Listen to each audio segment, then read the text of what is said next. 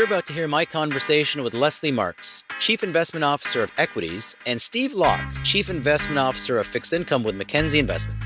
Today, as we discuss Mackenzie's 2026 market outlook, we'll discuss how investors should be positioning portfolios across equities and fixed income. We'll get into the key details of monetary and fiscal policy, and we're going to close talking about risks, whether front and center or under the radar, that investors should be aware of.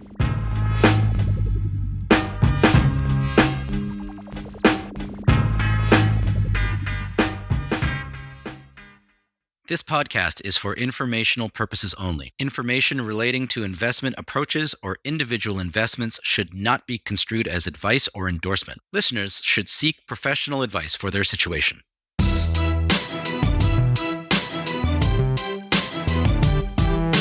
Welcome to The Invested, a podcast from Mackenzie Investments. My name is Rajan Bansi, Head of Portfolio Construction and Mackenzie Private Wealth.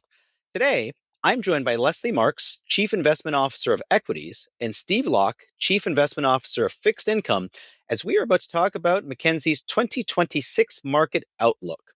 Lesley and Steve, thank you for joining the podcast today. Thanks for having us, Rajan. Hi, Rajan. Now, I think the best place to start is before jumping into the year ahead, let's take a moment to reflect on the year that was in 2025. Lesley, I'm going to begin with you. How would you characterize the broad themes within equities for Canada and the US for the past year? Well, in our market outlook, we titled our reflection section, All That Glitters is More Than Gold. And this was really meant to highlight that 2025 was a year with many bright and shiny spots. Some anticipated, and of course, as usual, some not so much. Overall, we did expect that the second Trump presidency would be good for equities, but we did have some concerns about US equities specifically in the face of higher tariffs. We thought that there was a chance for outperformance in undervalued markets like Canada and Europe, and we certainly saw that, especially on a currency adjusted basis. Basically, every major region outperformed the US, and that may surprise some of our listeners. We were optimistic on gold, but I don't think we properly anticipated the more than 50% move that we saw in 2025. We also had expected that deregulation would fuel a renewed M&A cycle, and we did see some of that, particularly with the mega mergers that were announced, but very limited with respect to smaller companies, which we thought would also be targets of M&A. We thought that the onshoring trends and pro-business administration would really benefit small and mid-sized US companies, but that didn't really play out as we expected.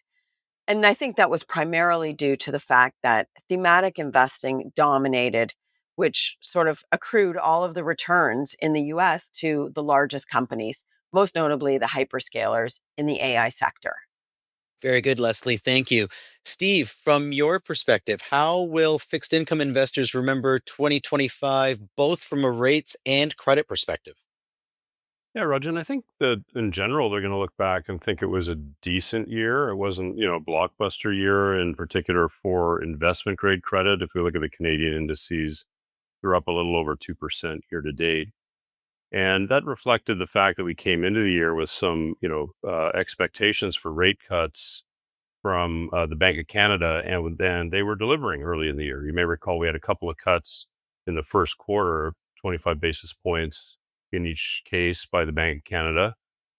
But then I think investors will remember the Liberation Day moment in the calendar year in April, where we had the tariff war really kind of break out to the front page, and we had the Trump administration bring forward those aggressive tariff frameworks that they were looking to impose. And shortly after that, putting them on pause and moving toward bilateral negotiations as the summer went on. So that was a distinct episode where I think the inflation risks around tariffs and restructuring of the global trade in some way was a real risk moment for markets. And in particular, we saw that, enter the volatility of fixed income. We saw a lot of repricing of Federal Reserve rate expectations, for example. And we saw the bond market move around quite significantly during that period of time. And equally, the credit markets, Rajan, moved a lot as well. We saw spreads widen materially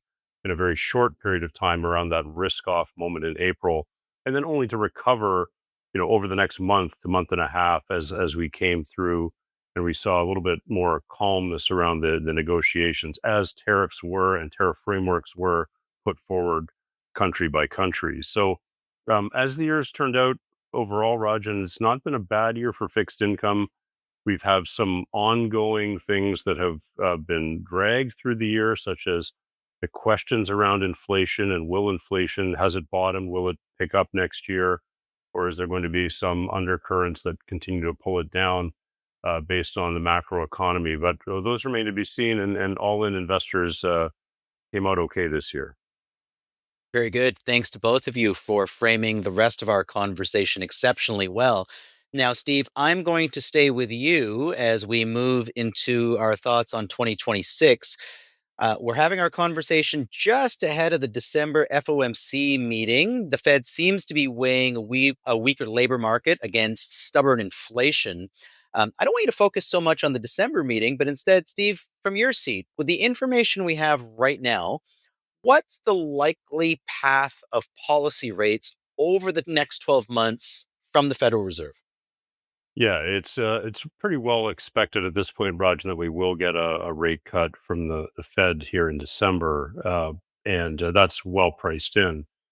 As I reflected a minute ago, there was some changes in Fed expectations. The pricing for Fed cuts changed materially throughout the year. But as we come to the end of the year, if we look over the next 12 months, including what's likely to happen here in December, there's about 3 to 4 cuts that are priced in through the end of 2026. So that's the market's expectation for the Fed looking ahead. And it's an interesting one because of what's on the calendar next year and the potential for increased dovishness with some changes at the Federal Reserve. In the meantime, what we do expect, though, is that the Fed will go on pause here under Governor Jay Powell, who chairs the FOMC. We expect that after this cut, there'll be a little bit more even language around inflation and macro risks. So I don't expect to see just a repeat of this cut at the next meeting to start 2026. So there are some implications though on policy related to leadership at the Fed. So that's something that is a risk factor around any discussion of the policy trajectory from here. And when we think about though your question about the U.S. economy, there really is some significant factors that could change in the next 12 months. Inflation could still manifest from the tariff impacts that we saw in 2025 as those come into fruition, because not all of them have landed yet, and certainly not all of them have landed in the consumer basket. So some of that could be still in the offing. We have seen some rate cuts from the Fed, so the lagged effect of that stimulus. In addition, this week we do expect to see the Fed actually increase the liquidity through the bond buying program. So you recall that the Fed was in quantitative tightening mode, meaning they were selling down the balance sheet that they accumulated around the pandemic. And after, as they supported the economy, we do expect to see that now that quantitative tightening is finished, there may be a little bit of quantitative easing, if you will, a little bit of bond buying to inject liquidity into the system. It won't be significant, but that is something that could start early next year as well. So all in all, Rajan, kind of muted right now as we start the year and the Fed potentially on pause, but we'll see as the year goes on some of the developments around Fed leadership that could change that. Very good, Steve. I'm going to bring Lesley back into our conversation in a moment, but I did want to sneak in a follow-up question. If we were to switch our view to Canada in just a couple minutes, how would you size up the considerations for the Bank of Canada? Our central bank is looking at a very different economic landscape right now.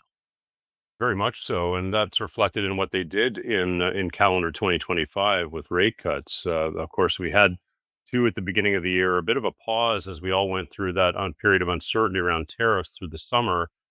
And we followed that up now with another couple of cuts here in Q3, Q4.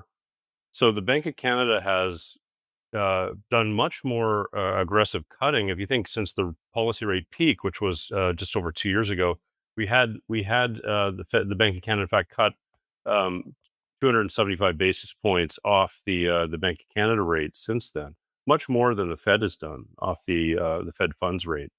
So with that, as we look ahead, we know we have the tailwind potentially from that monetary policy rate reduction by the Bank of Canada, including in this year.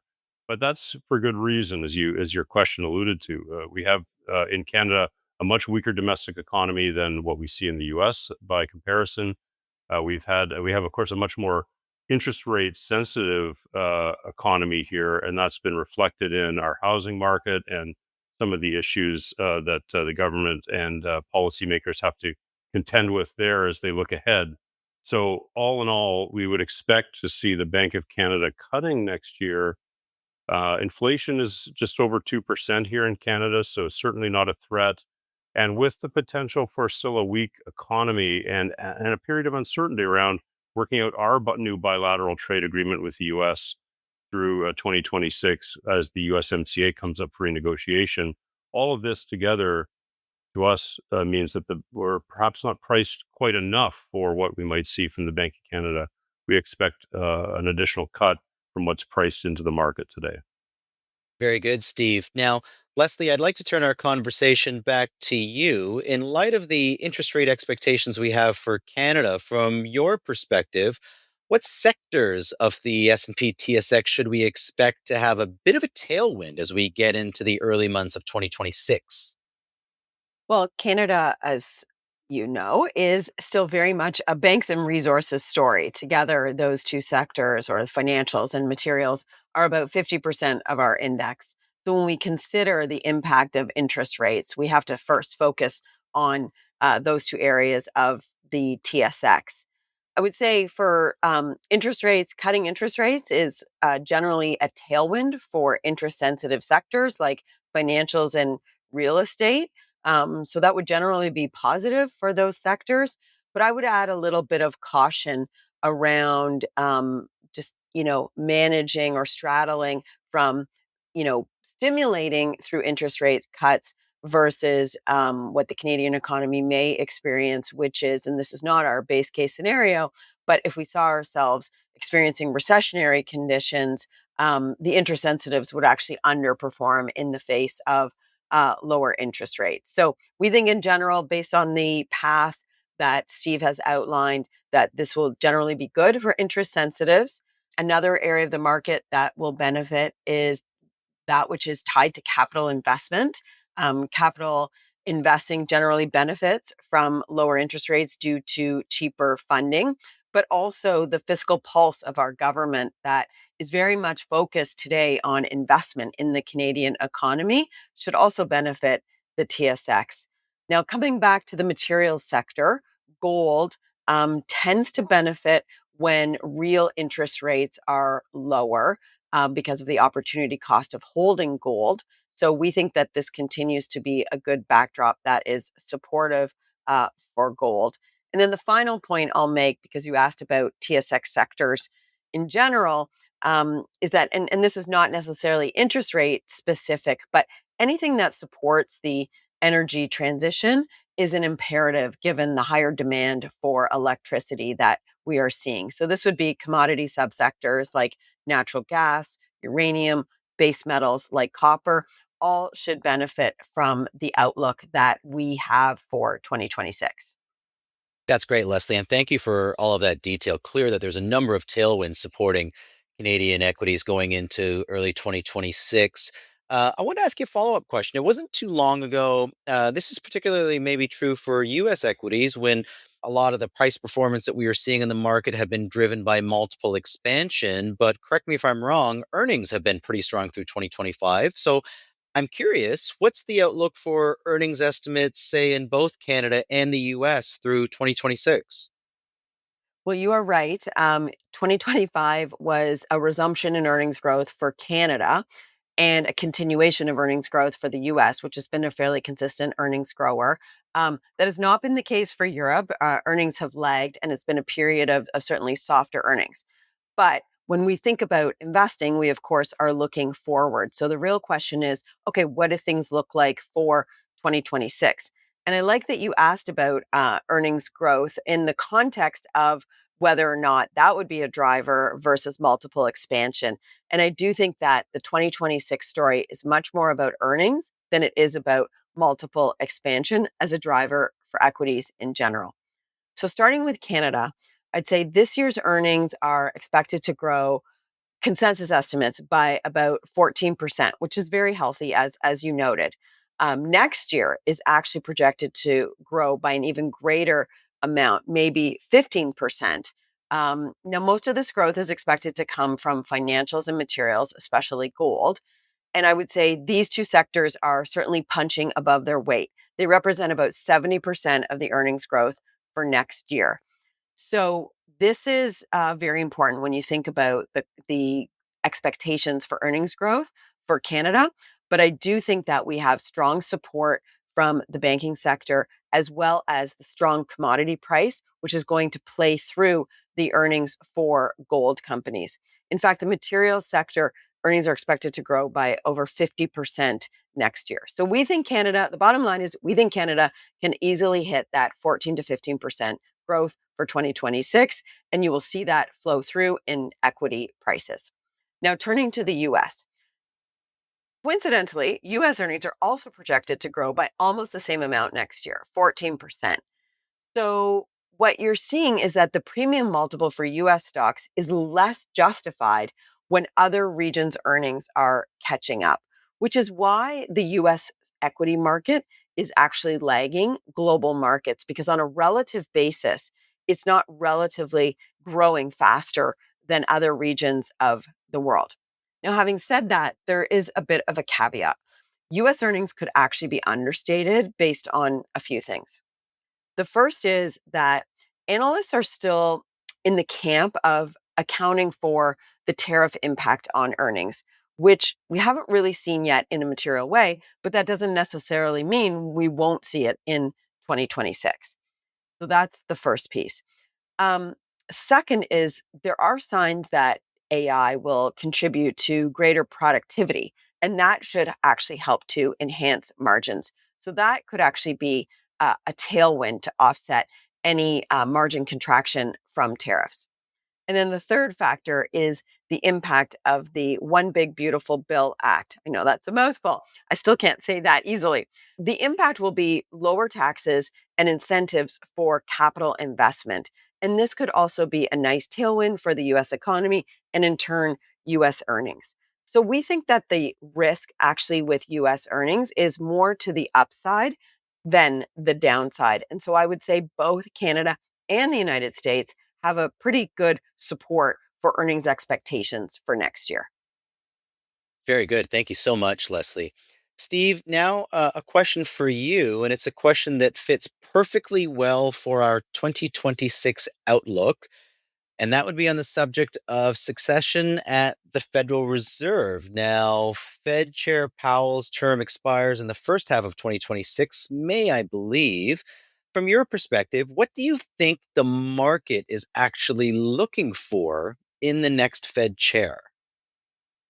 Yeah, thanks for that question, Rajan. And it's such an innocent sounding question, really. But, I think what you've done is just set us up to break the world record for the longest podcast ever, because this is a complicated subject. You wouldn't think it would be, but it really, they're so wrapped up in the politics right now of the US that it makes it a little bit difficult to talk through. But let's take it in order of a few things. So first is right out of the gate, we're going to have likely a decision from the Supreme Court around what's known as the Humphreys Executor Clause, and this is something that has been in place for about 90 years. And this is where Congress has set up a number of agencies that are operating under the U.S. administration. The question is, how much does the president get to control those agencies, and particularly hiring and firing people. So you say, well, how does that apply to the Fed? Well, the Fed is in fact an agency that's been set up under the government. Now, what we think we know today is that the Fed will be excluded from the changes that are likely to occur for other agencies. Think of like the Trade Commission in the U.S. as an example of one where the Supreme Court may change the rules. So with that out of the way, what will follow that is that, of course, the President Trump was looking to fire one of the Fed governors, Lisa Cook, and that will follow in Q1 a decision around that. Now, the expectation is that he will not be following through on that, at least via what the Supreme Court will allow. So, once we clear those hurdles, then we can start to think about what you alluded to, which is the Fed chair is going to change in 2026, and Powell is very much likely to be out. Replaced by whom is the question, and the early front runner that we read about in the papers today is Hassett, who is working with the administration right now as an economic counsel to the president. So I think what this all leads to is the way the market is positioned today for expectations of rate cuts is that Trump is likely to install a loyalist. So even once we clear those other hurdles around and the noise around them with respect to Fed governorship and governance over monetary policy, what could potentially have is a more dovish leaning chair of the FOMC once we hit the summer months and all is confirmed. So I think we've seen a little bit of that priced into the U.S. Treasury market to start here the year. And, it could be that we are surprised. I mean, we have sometimes expected certain governors to come in with a certain way of thinking about monetary policy, only to be defined once they're in the chair at one of the Feds, one of the governorships or a regional Fed president, that we find that they become a little bit more academic or even-handed in their approach to monetary policy rather than the biases they might have expressed before becoming part of leadership at the Fed. So that's what we're looking forward to next year. And again, we won't try to prognosticate too closely on who will be the next FOMC chair, but it looks like Hassett is the front runner today. Steve, you handled a loaded question perfectly well, and we are not on track to be the longest podcast ever. So, 5 stars. Now, next question for you. In our discussion, we've spent a lot of time talking about rates. So, let's just move here to spreads. Now, if I were just to pay attention to the headlines, there's always lots of talk in the headlines about how tight spreads are in both investment grade and high yield, but this lacks context. The context, of course, is the underlying strength in the economy. So, at current levels, what's your view, broad terms, about current spread levels as we enter the new year? Yeah, and I alluded to this early on, Rajan. It's been a pretty good year for corporate debt. We did have that one spike, spread widening, sort of material spike in spreads in April. But otherwise, it's been a fairly calm year for spreads. They've come in, they narrowed through the summer months. They bounced slightly wider just over in the recent quarter when we had a little bit of volatility in the stock market, if you recall, at the beginning of the fourth quarter. So this is, this is showing that the spread market has been fairly well behaved. And when we look inside that market, we do see, as you would expect, with the earnings story having been strong generally over the last few years for equities, the companies are doing relatively well, maintaining their debt profile and paying their coupons. This is to be expected. The company fundamentals look decent to good, and we think that that means good things for corporate bond buyers. Now, on the spread levels themselves, they are tight by historical terms, but we have to keep a couple of things in mind there. So first, that first comment about fundamentals. Secondly, we've had some easing from the Fed, and that ultimately means when financial conditions are improving or are easy for lenders and borrowers, then that means generally we're not going to see the conditions there for volatility and spreads. So we do see that today. We've had a relatively open credit market as we've gone through the year. The amount of new debt issuance has been on par with last year in many sectors, and so this is certainly not showing any signs of strain that are material. That said, we with the tight spread market, with now years of positive lending, the lending environment being positive, the cycle being extended, with the inflation rise that we saw a couple of years ago, and then with the Fed responding with the rate hikes that followed that, we have seen some pressure increase in the more marginal credits in the market. So we are seeing, we had seen a little bit of rise in default rates. Recovery rates, though, are also something that we look at once companies do default or restructure their debt. And so when we look at these things, we would say, yeah, there's a little bit of, at the margin for the weakest credits, there's a little bit of weakness showing through in credit markets. But all in all, it's pretty benign, and as volatility has come down in rates, with more expectations of rate cuts, modest as they are in 2026, we don't see anything too dramatic here in the near horizon. Thank you, Steve. Lesley, I'm going to turn back to you for my next question. Now, you've previously encouraged investors to, of course, be mindful of valuations within big tech, but at the same time, you've also pointed to the enormous cash flow and earnings generation these companies have, as well as their very impressive strategic moats. So, as we enter 2026, should investors be overly worried about concentration risk in US large cap stocks?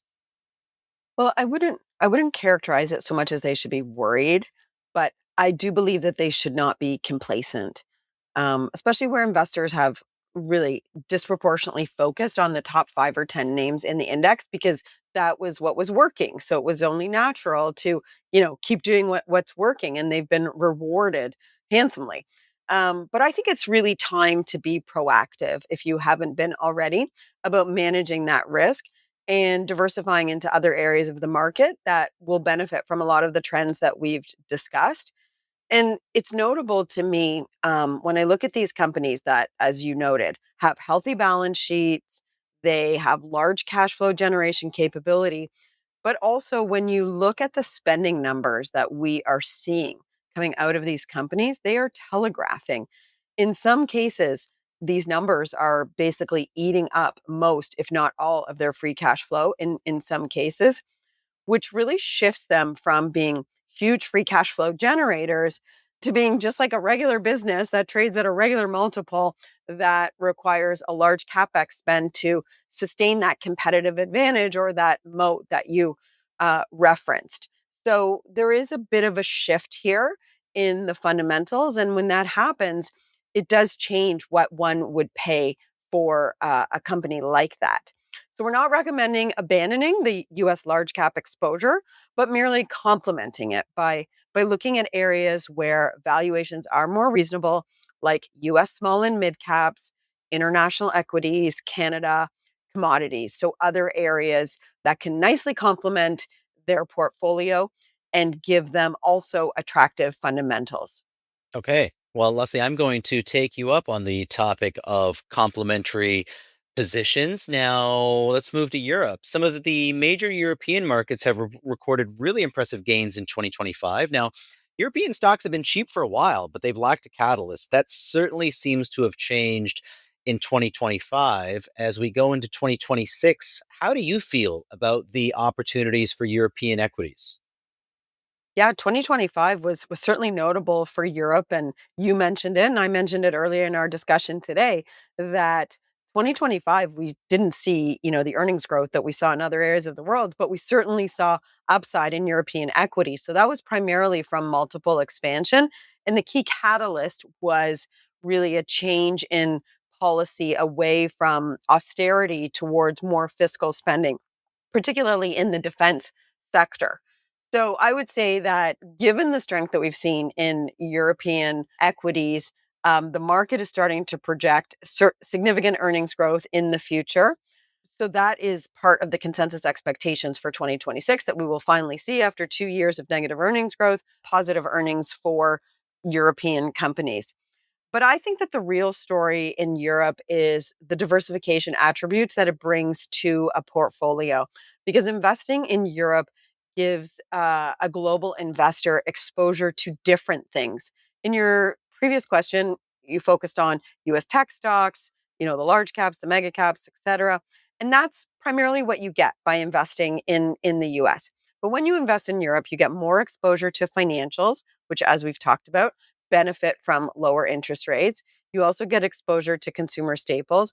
Maybe you don't want consumer staples in a market that is going to be fueled by a lot of stimulus. That's notable. But you also get exposure to healthcare, and healthcare is an industry that has been underperforming, and that we think that we can be more optimistic about the future for healthcare as we sort of work through the tectonic shifts that we're seeing in the sector. And there's a lot of excitement around approval of new drugs and new methods of drug delivery, et cetera. So I think that there is a lot to be enthusiastic about in the healthcare space.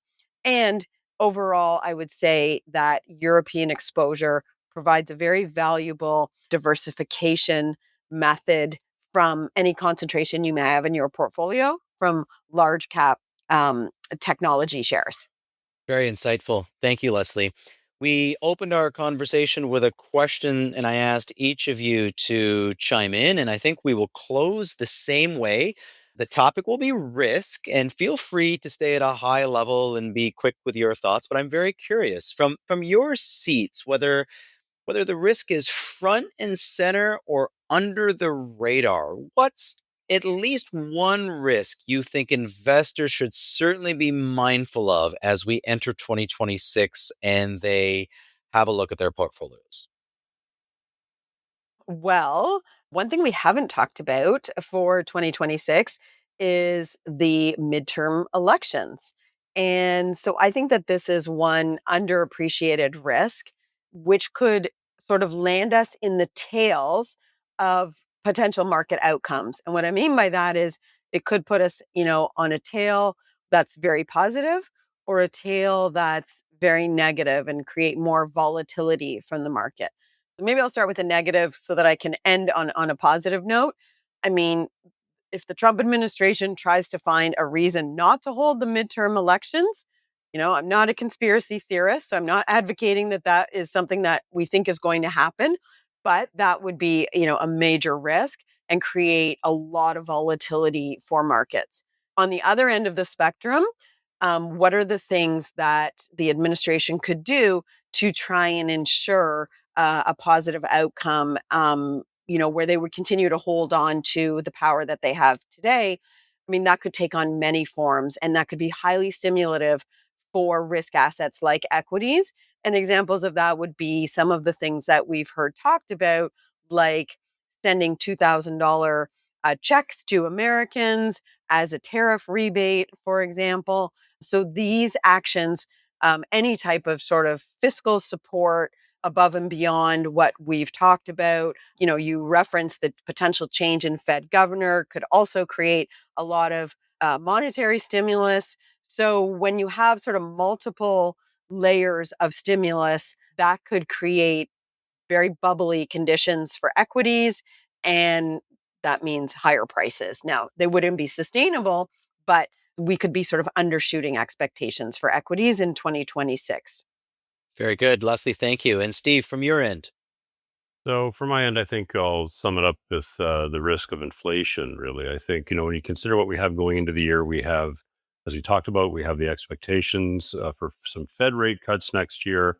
And with the change in chairmanship of the FOMC, the possibility for a dovish leaning Fed.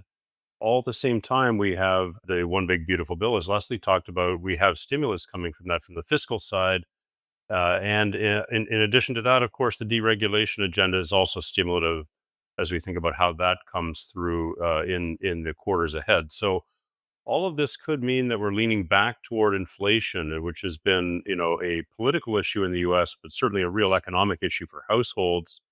This, along with the potential for productivity gains and potential for labor market changes, could mean that we have some kind of potential for inflation to pick up in a way that really does hurt households and causes the bond curve to really steepen significantly in the quarters ahead. So I think that where we do expect to see a slight steepening of the curve, that could be more meaningful if we see a return to inflation pressures next year. So I would point out that as a risk factor. Now, we're not currently thinking that that is the way the wind will prevail next year. We do have some disinflationary forces at work, such as rents in the U.S. Causing a pull back in inflation. So, as we think about the year ahead, our forecast is that we're going into with a relatively benign view and on Fed rate cuts and on where yields will be during the first part of the year. And as the year progresses,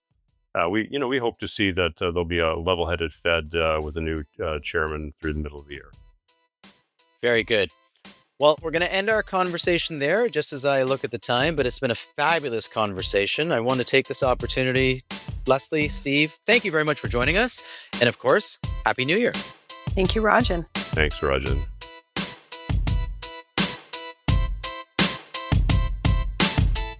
The content of this podcast, including facts, views, opinions, and recommendations, is not to be used or construed as investment advice and is not an offer or an invitation to buy or sell any security. The content of this podcast should not be relied upon for any purposes, and Mackenzie Financial Corporation is not responsible for any reliance upon it. This podcast includes forward-looking information that reflects our current expectations or forecasts of future events. Forward-looking information is subject to risks, uncertainties, and assumptions that could cause actual results to differ materially from those expressed herein. Our views are subject to change based on market conditions. Commissions, trailing commissions, management fees, and expenses may all be associated with mutual fund investments and exchange-traded funds. Please read the fund facts and prospectus before investing. The indicated rates of return are historical annual compounded total returns, including changes to unit values and reinvestment of all dividends or distributions, and does not take into account sales, redemptions, distribution, or optional charges or income taxes payable by any security holder that would have reduced returns.